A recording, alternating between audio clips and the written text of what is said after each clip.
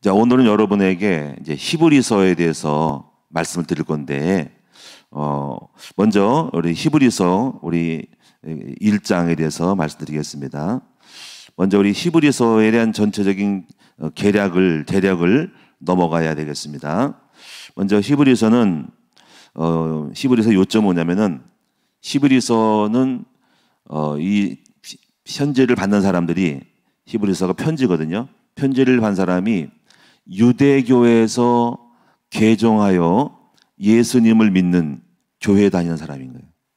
과거에 유대교, 구약 종교, 유대교에서 예수 믿는 사람이라는 거지.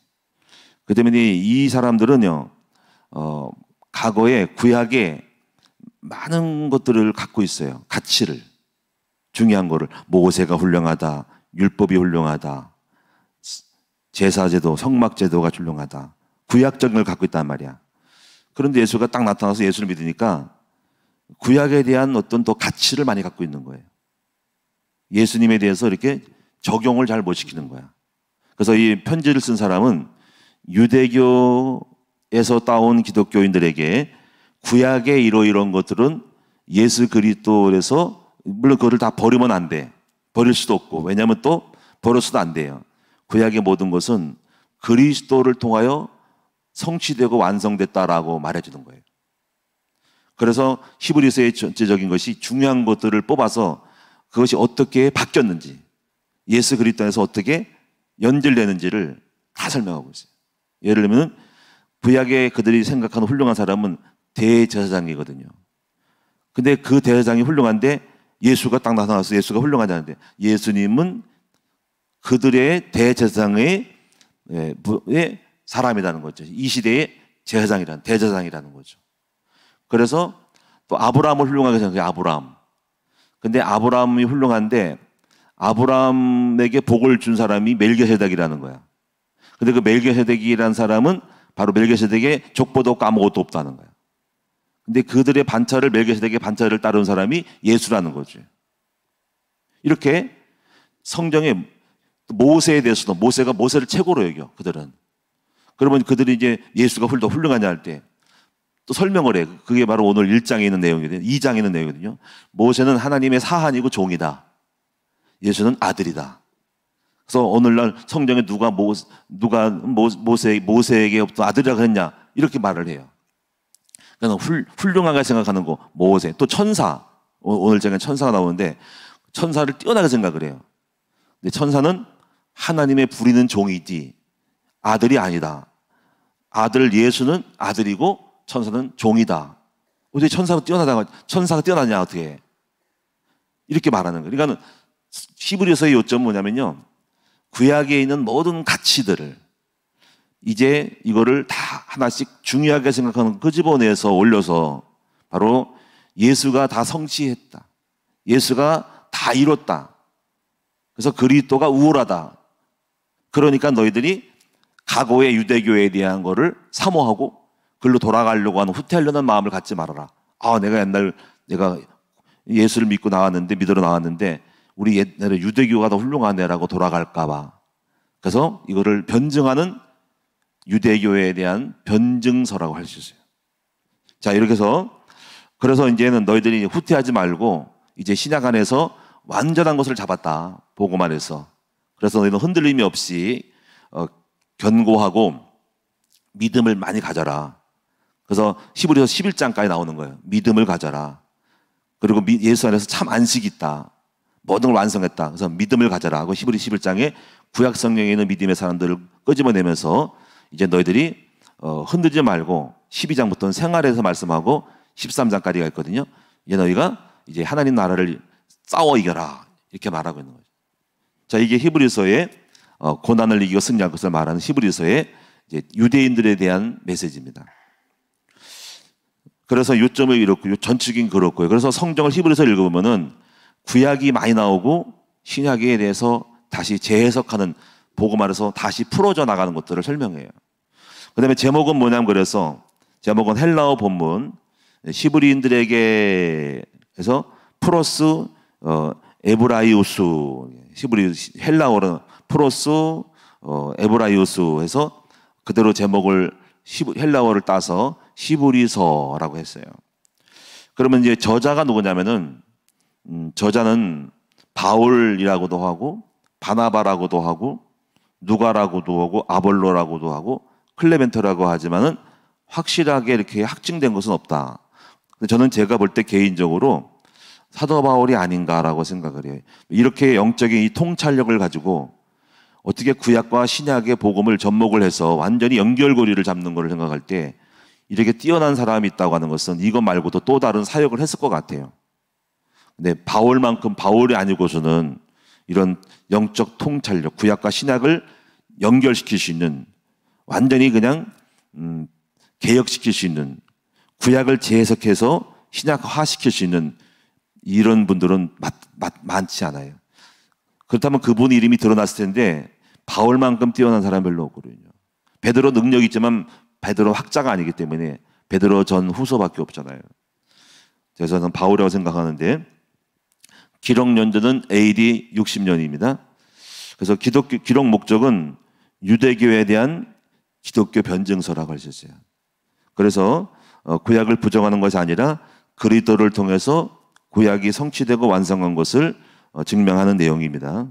그래서 기록의 내용을 보면은 자, 1장은 구약의 모든 계시, 예언이 예수 그리스도를 나타내는 것이다라는 거.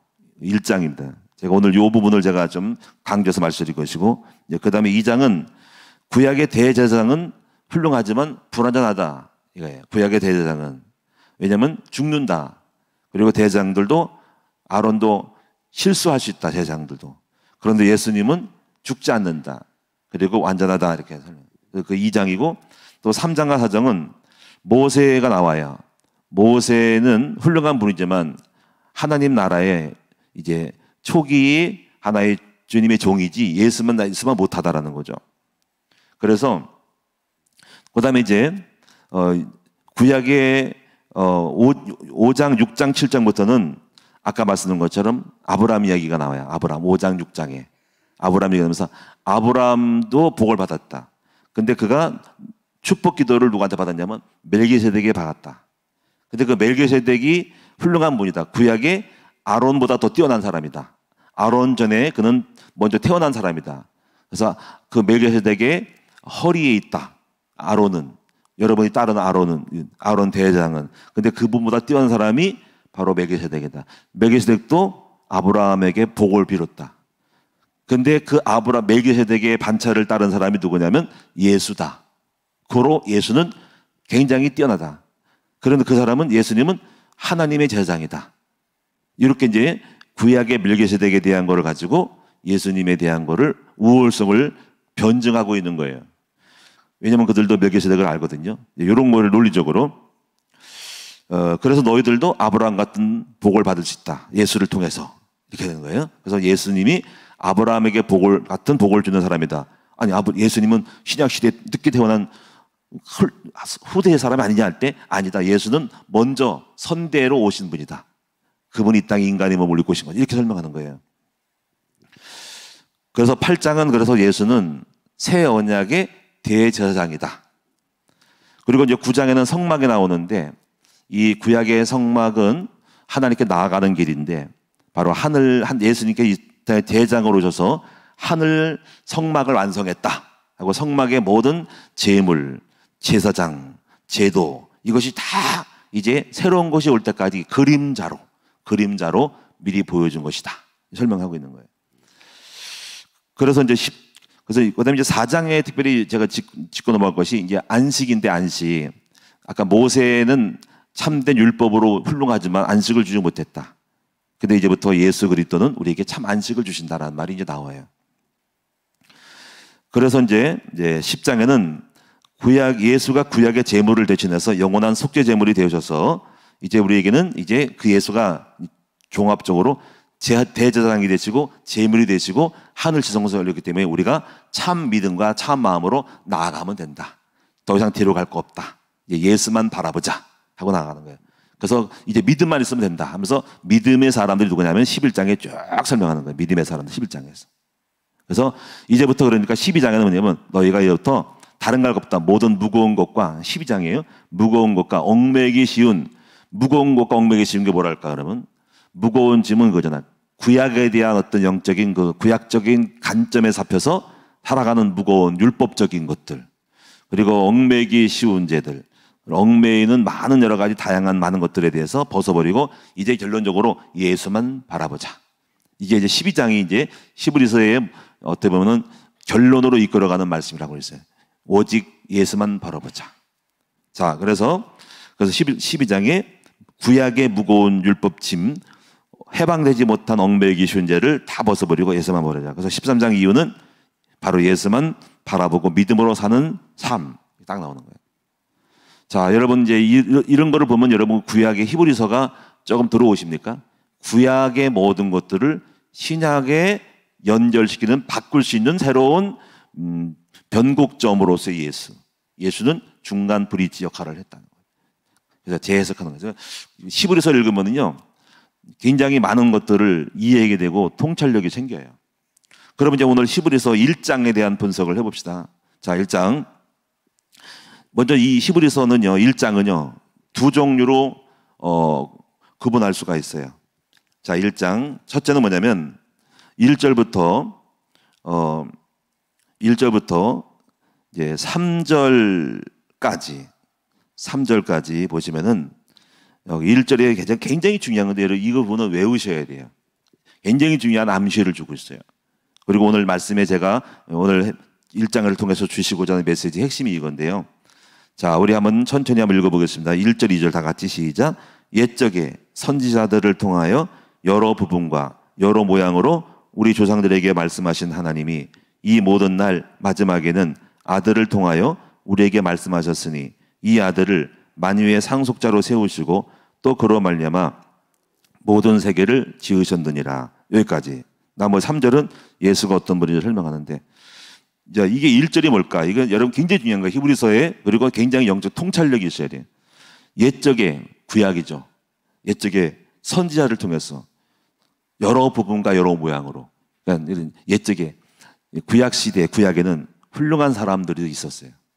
뭐 아브라함도 있었고, 이삭도 있고, 사무엘도 있었고, 모세도 있었고, 다 있었죠.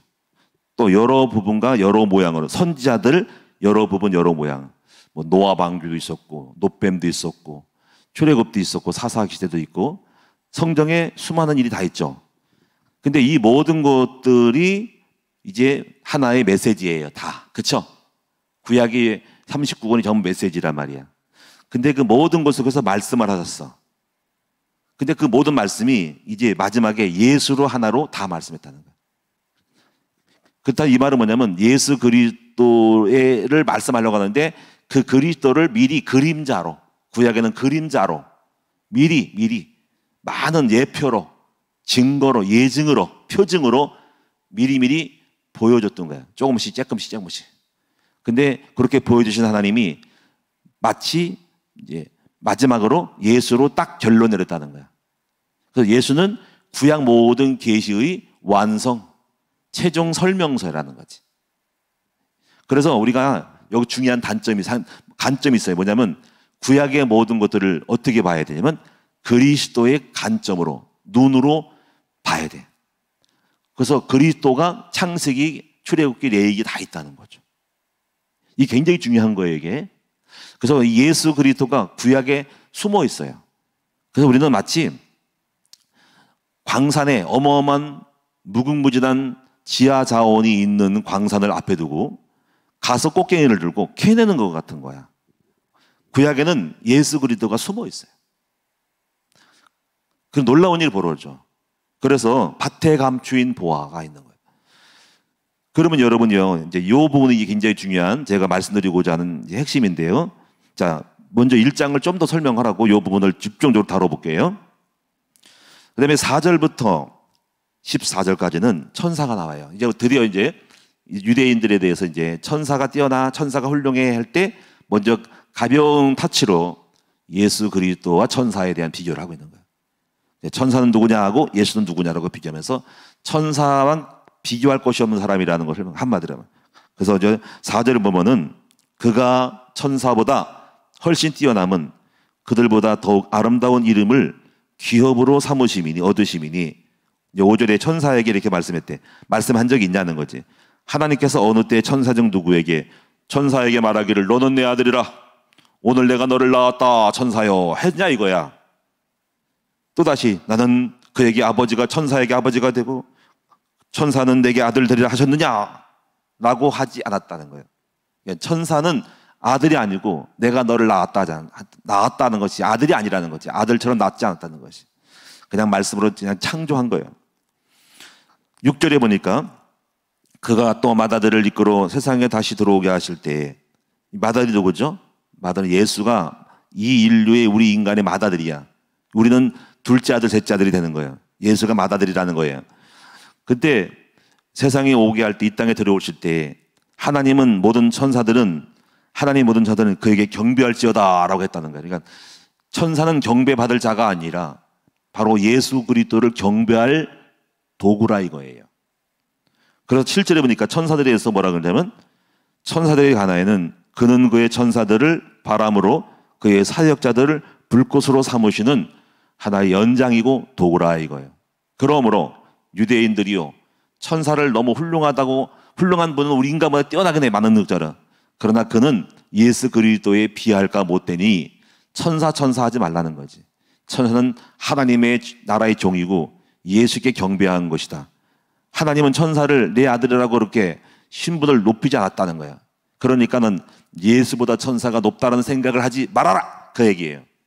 또 여기서 다시 말하면 천사를 그것도 무시하는 게 아니고 천사가 훌륭하고 놀라운 존재의 영적 존재인데 아들은 더 뛰어나다라는 것을 말해서 이 천사보다 우월하신 그리스도 설명하는 거예요.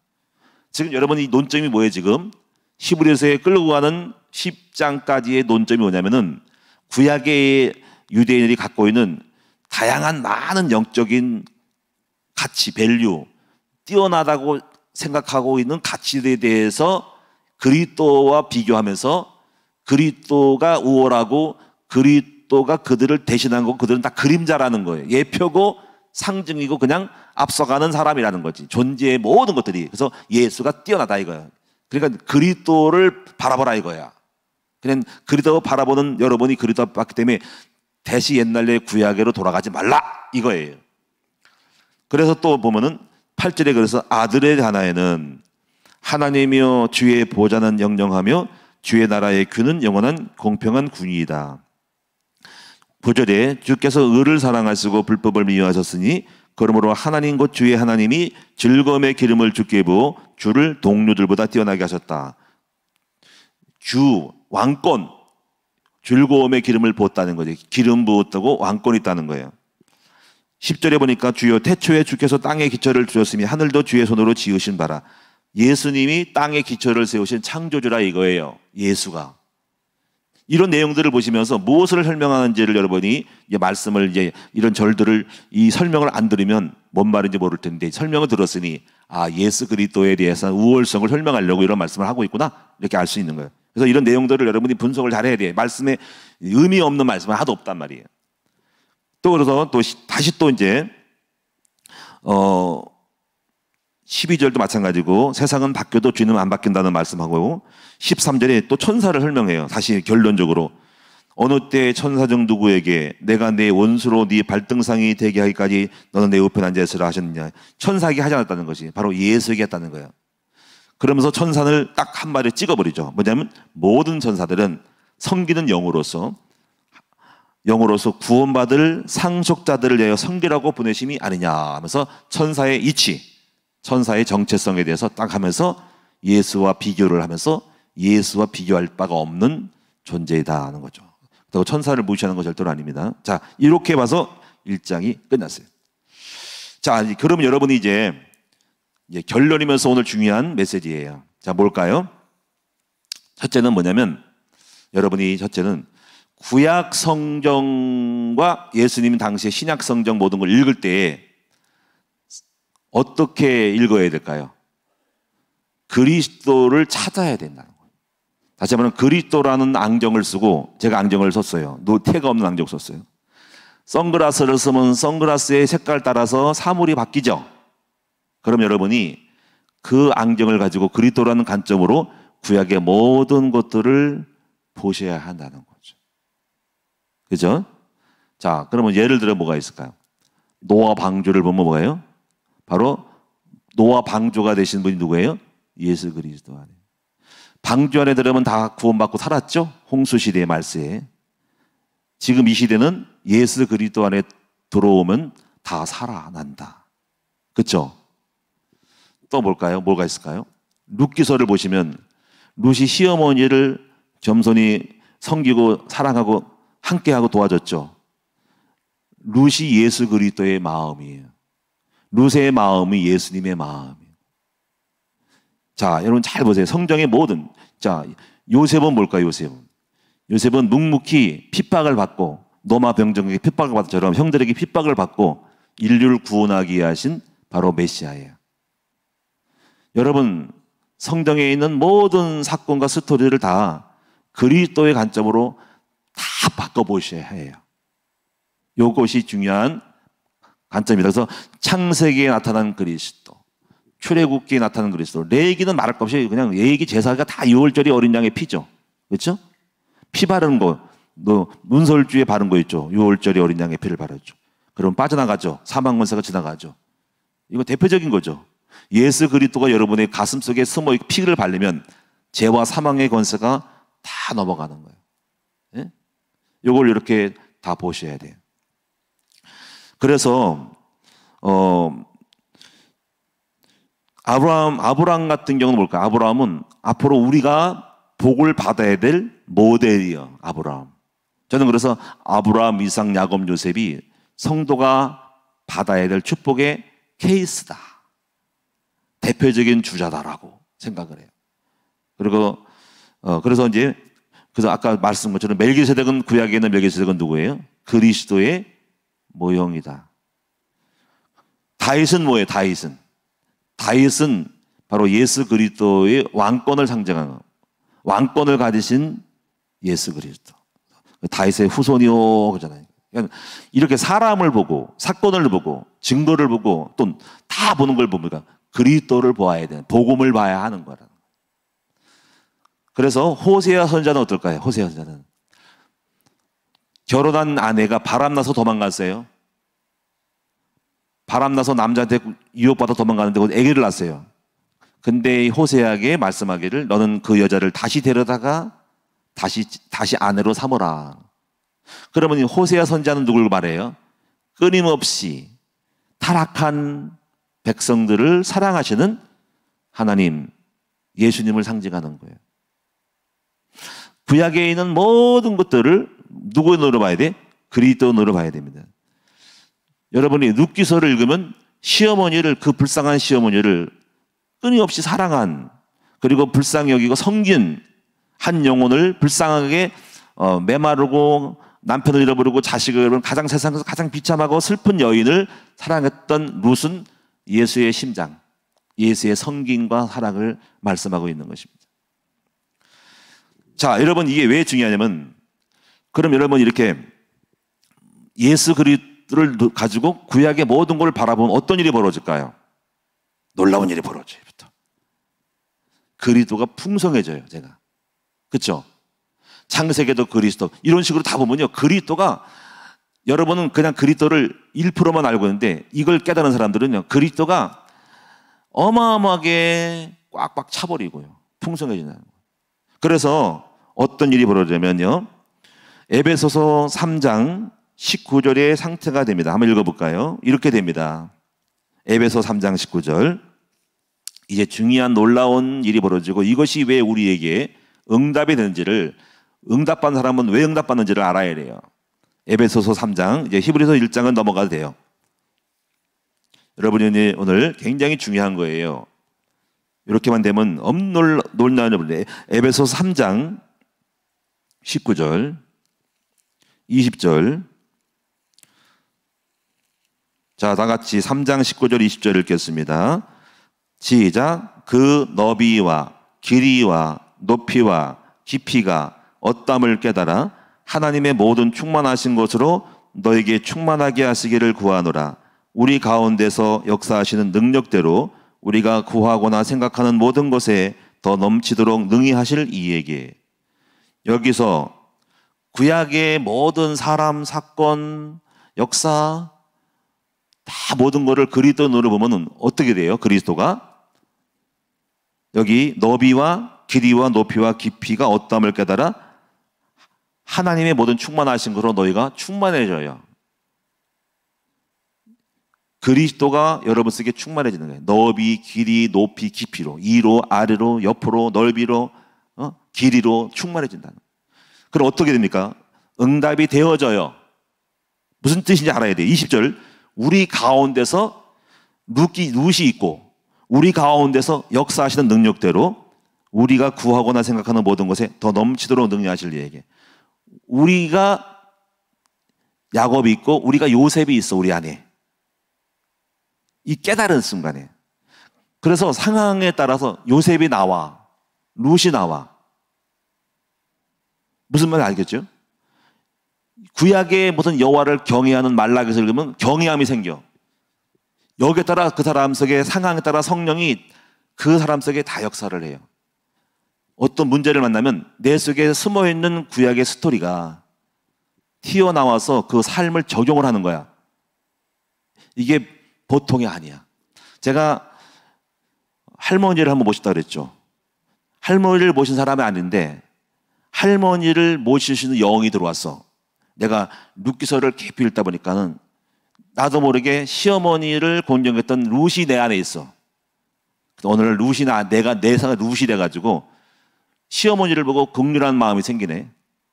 내 속에 성령이 내 안에 계신 구약의 예수 그리스도를, 구약의 룻을 일으키시는 거죠.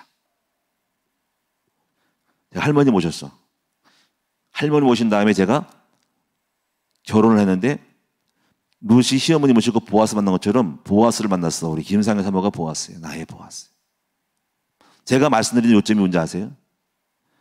내 안에서 성령이 역사해요. 제가 이삭에 대한 것도, 이삭도 그런 똑같은 경험을 한 거예요. 이삭도 과거에 있는 경험이 이삭도 나중에 100배를 받는 일이 벌어져요. 자, 여러분, 이삭은 예수 그리스도를 상징해요. 아브라함은 하나님이요, 하나님 이삭에게 너는 내가 우리 아버지가 구약으로 말하면 제사 번제로 드리라고 했다 하더니 이삭이 그대로 순종을 해요. 순종을 했는데 그러면 번제할 어린 양 없습니까? 하고 반항하지 않고 그냥 묵묵히 도살장으로 끌려가는 소처럼 아버지 아브라함의 말을 듣고 번제에 올라가, 제단에 올라가요. 그리고 이제 제물로 드려지는 거죠. 죽을 뻔한 거야. 근데 아브라함이 칼로 치려고 할 때 아브라함에게 말씀했죠. 아브라함아, 칼을 멈춰라. 옆에 수양을 대신해 드려라. 그래서 보니까 수양이 있어서, 그래서 아브라함이 이삭을 죽이는 것을 제물로 드리는 것을 중단하고 순양을 드리죠. 이삭아, 눈을 떠라. 뭐예요, 아버지? 하나님 말씀하기를 너를 제물로 드리고 하다가 순양을 드리라고 했다. 이제 너는 안 죽어도 된다. 그 여기서 보면 이삭 대신 순양이 나온 거죠. 이게 뭘 말할까요? 예수 그리스도께서 죽으셨는데 구약에는, 신약에는 부활한 거, 살아난 거죠. 살았다. 그러니까 그게 바로 뭐냐면 바로 이 십자가 죽음과 부활을 이삭이 경험한 거예요. 그렇죠? 그러면 이제 이삭의 마음속에 그 메시지가 똑같이 지금 구약적인 개념이 들어온 거야. 메시지가. 그 인생 속에 경험이 되는 거예요. 왜냐면요, 내가 나를 죽이고 아버지 말을 따라 순종만 하면은, 아버지 따라 따지지 않고 대항하지 않고 순종하면은 살아난다는 걸 아는 거예요. 그래가지고 이제 창세기 26장에 보니까는 이삭이 농사를 짓는데 100배를 받잖아요. 그렇죠? 근데 어떤 일을 보냐면 옆에 있던 많은 종들이, 그랄의 목자들이 너 나가, 왜 우리 동네 와서 농사 짓고 목 죽어보래.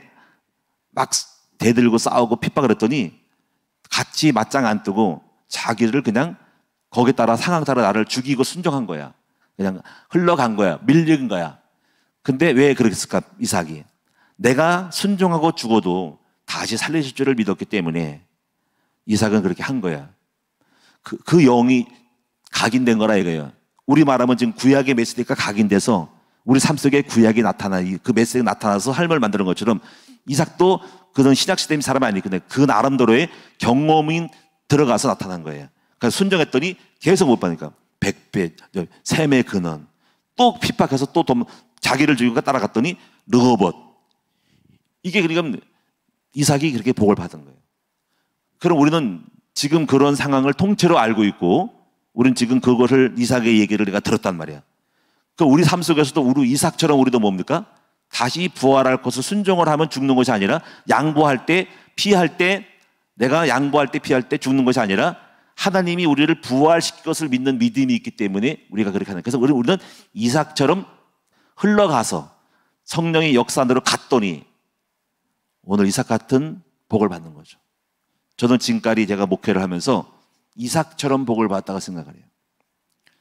하나님이 내가 어떻게 한 것이 아니라 그냥 흘러간 거야. 흘러간 대로 했더니 순종을 했더니 왜냐면 우리 하나님은 구약의 이삭을 다시 살려서 순양 대신 주신 것처럼 또 그런 축복을 결과를 또 확실히 본 것처럼 나도 그렇게 될 것을 믿고 가기 때문에 되는 거예요. 굉장히 중요한 게 뭐냐면 이렇게 구약적인 모든 것들이 그리스도를 깨닫고 다양하게 계속 깨닫는 중이야. ING야. 깨달을수록 뭐냐면요. 여러분 속에서 성령이 구하거나 생각하는 모든 것 속에서 그러니까 모든 상황과 사건이 다 여러분 속에 가지고 있고 들어있는 대로 그것이 성령이 말씀들을 적용시켜요. 살아서 역사해요. 그래서 구약적인 축복들을 다 내게 이루시는 거죠. 자, 그래서 또 보겠습니다. 그래서 어떻게 되냐면 두 번째 볼게요. 마태복음 13장 52절이 돼요. 이게 굉장히 중요해요. 마태복음 13장 52절 보겠습니다.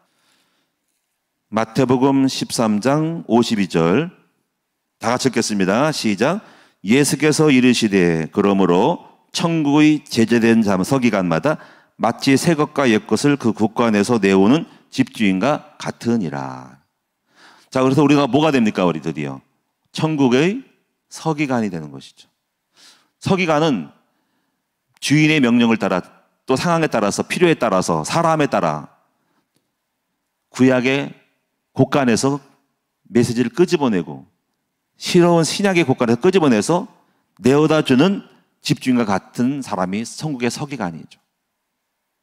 이것은 내 개인의 인생에도 내가 천국의 서기관으로서 내 삶의 모든 문제 속에서 구약의 것들을 끄집어내고 신약의 것을 끄집어내는 거죠. 제가 또 메시지를 목사로서 제가 천국의 서기관으로서 여러분을 뵈고 말씀을 신방하라고 또 사람들을 만나 메시지를 할 때 설교를 할 때도 보면 제가 천국의 서기관으로서 그리스도의 눈으로 구약의 모든 걸 끄집어내고 신약 거를 끄집어내서 여러분에게 선물을 서기관으로서 재료를 주는 메시지를 준 사람이 되는 거예요. 근데 이 천국의 서기관은 구약의 사람들은 서기관이 될 수가 없어요. 신약의 제자들만 서기관이 될 수가 있어요. 왜? 예수 그리스도를 알고 있기 때문이에요. 만약에 여러분이 그동안 신앙생활을 하면서 구약의 많은 것들을 그리스도를 발견하지 못하면 여러분의 미천이 짧을 거예요. 미천이 짧고 재료가 없어서 응답이라는 많은 것들을 그리스도를 나타내야 되는데 놓치고 있는 부분이 많이 있을 거예요. 왜냐하면 여러분들 아직까지 그리스도를 구약의 많은 것들을 그리스도로 보지 않았기 때문에 그래요. 길이와 넓이와 높이와 깊이를 보셔야 돼요. 그래서 하나만 더 보고 마칠게요. 고린도후서 10장 3절로 6절을 보시면서 정복된 부분과 아직 미개척 정복된 부분이 남아 있어요. 고린도후서 10장 3절 6절. 고린도후서 10장 3절로 6절입니다. 다 같이 시작. 우리가 육신으로 행하나 육신에 따라 싸우지 아니하노니 우리의 싸우는 무기는 육신에 속한 것이 아니요 오직 어떤 견고한 진도 무너뜨리는 하나님의 능력이라. 모든 이론을 무너뜨리며 하나님 아는 것을 대적하여 높아진 것을 다 무너뜨리고 모든 생각을 사로잡아 그리스도에게 복종하게 하니 너희의 복종이 온전하게 될 때에 모든 복종하지 않은 것을 벌하려고 준비하는 중에 있노라. 여러분, 그래서 모든 이론을 무너뜨려요. 모든 아는 것을, 하나님 아는 것을 높아진 것을 대적하는 무너뜨리고 모든 생각을 사로잡아서 어떻게 돼야 돼요? 그리스도에게 복종하게 해야 돼. 구약의 많은 것들을 알면서 그리스도에게 모든 삶의 다양성에서 다 복종시켜야 돼요. 그래서 그리스도가 어떻게 보면 이걸 다 알게 되면 모든 문제의 해결자라고 할 수 있고, 그리스도가 모든 걸 적용을 하는 거죠. 버릴 것이 없는 것이 다 되는 거예요. 왜냐면 전부 그리스도가 들어가니까 다양하게. 그런데 너희가 너희의 생각과 이론이 아직도 그리스도화가 미개척이 돼가지고 그리스도가 완전치 않기 때문에 여러분 삶의 현장에 복종하지 않은 것이 있다 이거지. 근데 그거를 복종시키려고 지금 주님은 나가려고 하고 있어. 대기 중에 있어서 여러분이 그리스도만 깨닫기만 하면은 나가서 싸워서 정복하려고, 그리스도화 시키려고, 그리스도가 나가서 땅을 정복하려고 준비 중에 있다는 거죠. 여러분은 응답이 준비 중에 있다는 거죠. 그럼 지금부터 뭡니까? 이제 여러분이 그리스도의 눈으로 모든 것을 바라볼 수 있어야 된다는 거죠. 자, 오늘 여러분이 이제부터 앞으로 어떻게 해야 됩니까? 구약을 읽을 때 그리스도의 눈으로 구약을 읽으시기 바랍니다. 그러므로 구약의 그리스도가 여러분 속에 길이, 넓이, 높이로 충만해지기 바랍니다. 그러면 제가 여러분에게 설명할 것도 없이 그리스도가 튀어나올 거예요. 저도 그리스도가 많이 튀어나와가지고 제가 여기까지 응답을 받고 왔어요. 이것은 어떻게 한 것이 아니라 내 안에서 여러분의 저의 속사정을 잘 들어보셔야 됩니다. 성령이 많이 제 안에 역사를 했어요. 그래서 내 안에 계신 그리스도가 나타나신 거예요. 또 어떻게 또 앞으로 어떤 상황에서 어떻게 또 나타날지 몰라요. 아마 그리스도처럼 나타날 거예요. 제가 그리스도가 없으면 가짜일 거예요. 아무리 겉으로 폼을 잡아도 그리스도가 없는 것과 있는 것은 표시가 나게 돼 있어요. 그리고 그것은 삶의 응답과 결과로 보여질 겁니다. 그리고 여러분 속에 사람의 말이 아니라 열매로 보아 그들을 알려는 것처럼, 열매, 하나님 나라는 말에 있지 않고 능력이 있는 것처럼 여러분에게 그리스도를 많이 못 배웠기 때문에 삶의 현장에 아직도 그리스도가 나타나지 않은 거예요. 남편에게, 아내에게, 자식에게, 경제에게, 모든 삶 속에, 가족에게, 또 성도에게, 핍박자에게, 나의 공격자에게, 여러분 속에 아직 그리스도가 짧아서, 없어서 여러분 안에 계신 그리스도가 무능력하지 않잖아요. 그리스도가 없기 때문에, 그리스도를 못 배웠기 때문에, 여러분 속에 종교생활을 했기 때문에 여러분이 그렇게 나타날 수 있는 거죠. 그런데 이제 괜찮아요. 이제부터 시작하면 되니까. 바라기는 여러분 이제부터 여러분 속에 그리스도가 충만하기를 바랍니다. 그래서 구약의 모든 것들을 하나하나로 다 그리스도의 눈으로 다 바라보시면 그리스도가 모세가 되고 노아 방주 되고 노뱀이 되고 레위기가 되고 대제사장이 되고 다 되면서 어마어마한 그리스도가 꽉 찰 때 여러분 안에서 생각하는 것이나 구하는 것에 그리스도가 나타나서 삶에서 그리스도가 튀어나와서 역사할 거예요. 그래서 그리스도 안에 뭐가 있습니까? 모든 보화와 지식의 보화가 감춰져 있느니라. 밭의 감 주인 보화. 그래서 광산에서 보화를 캐내는 심정으로 구약성경을 읽으시면 놀라운 거죠. 호세아에서, 루색에서, 요셉에게서 그리스도를 보게 되죠. 다윗에게서 골리앗을 이기는 왕권을 보게 되죠. 기도하겠습니다.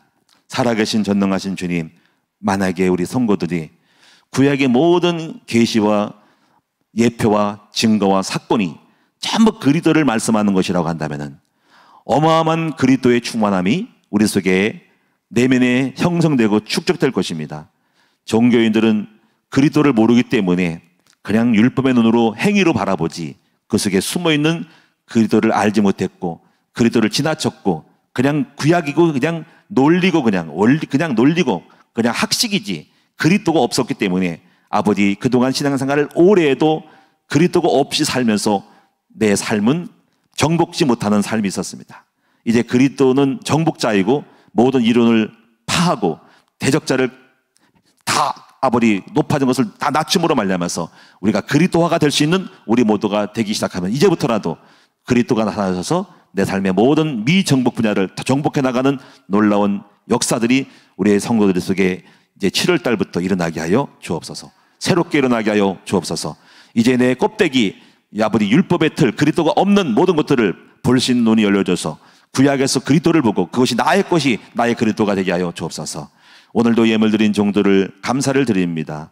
오늘 예물 하나를 드리더라도 아버지 말라기 3장 여호와를 경외하는 마음으로 드려질 때 이 물질이 축복의 물질이 되어지고 기적의 예물이 될 것을 믿습니다. 오늘도 하나님 아버지 신나는 하루, 한 주간도 신나는 하루, 또 첫 달 7월 한 달 동안에 놀라운 은총과 축복을 경험하는 신나고 형통한 한 달 7월달이 될 수 있도록 만들어 주옵소서. 우리 주 예수 그리스도 이름으로 축복하며 기도하옵나이다. 아멘.